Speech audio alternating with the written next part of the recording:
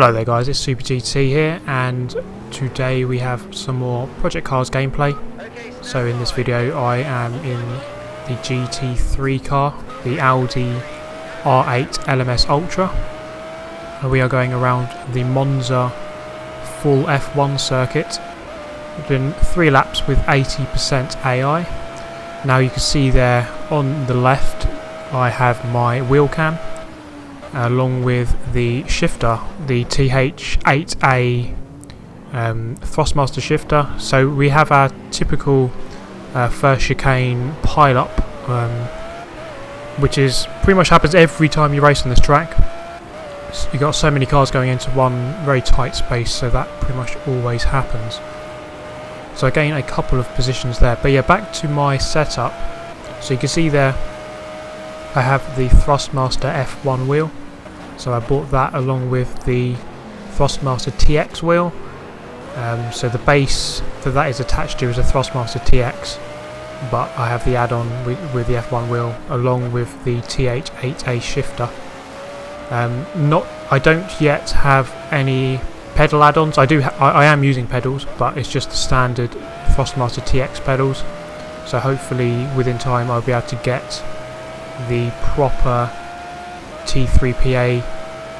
There are T3PA normal and a T3PA Pro.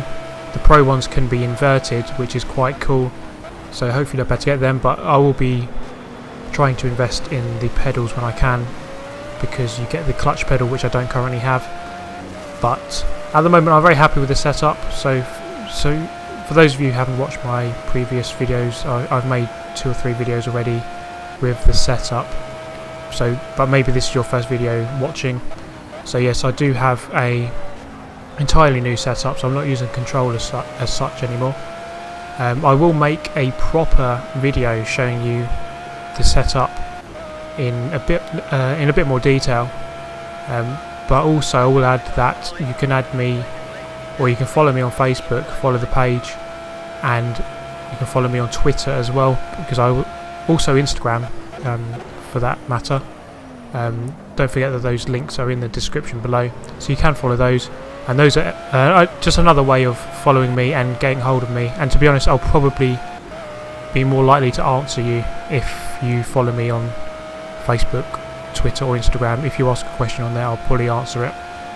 Not that I don't on YouTube anyway, but you'll be more likely to get an answer out of me. So lap 2 out of 3. So I've gained a couple of positions. I gained another one here coming out of this second chicane, going into the Lesmo corners now. These corners are really good. These feel really good because there's a nice little bit of positive camber, which helps you get around the corner a little bit easier. So going into the second Lesmo, go down 1 gear. The camber really does help you around there again. So you just get close to that curb. You don't want to touch it because it will unsettle the car.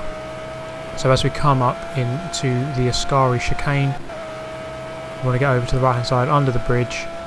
Spot your braking marker, about 100 I normally brake, but that I brake a little bit early there, if anything. Over the curb a little bit, but that might unsettle the car. There's plenty of runoff on the exit, which you can go into so you don't have to steer so hard coming out of that corner. There's plenty of space to accelerate hard and use all of the track runoff. So coming into the final corner, Parabolica. I don't quite get hooked up with the apex. I do very late, but that was too late if anything. I should have got hooked up a little bit earlier. So you can see there I'm on the back foot. I have someone directly behind me now, going up the main straight into turn 1. Something I'm going to talk about quickly is just the assists. So I'm using all of the assists, well, not all of them, sorry, just the traction control, ABS and stability. They are, all 3 are on. But one thing I was going to talk about is, I'll probably put a link in the description, is a link to the leaderboards, some of the leaderboards, and which shows you the assists that people use. And there's a real mix between the top times. On Forza, for example, most people don't use assists because it makes you quicker. But in this game, I'm not sure it does, because a lot of the top times, it's a mix really, between a lot of people using them and a lot of people not using them. So it's hard to gauge exactly whether or not the assists make you faster or not. So for now I'm just going to use them because it's more comfortable, it's a little bit easier. But while I get used to the game, and maybe in the future I'll try and turn them off. But the thing I find a lot in this game, you're probably changing your settings a lot depending on which car you're using and depending on which circuit you're driving. So as I said earlier, this is 80% AI, which is quite high, but I feel comfortable in the GT3 cars. I can normally race at 80% and be quite comfortable, but in other cars, in other classes and on different tracks, I'll probably have to knock that down to 70. So there is a bit of a variance, which can be annoying, but that's the way it is.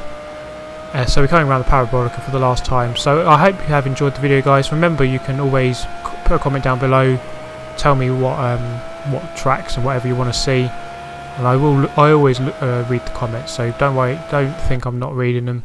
I will always read the comments. So that's going to be the end of the video, guys. I hope you have enjoyed it. Remember, any suggestions, anything about the Wheelcam or anything, just make sure you comment down below and I should answer you. So that's going to be the end of the video, guys. Thank you much for watching, and I shall see you next time.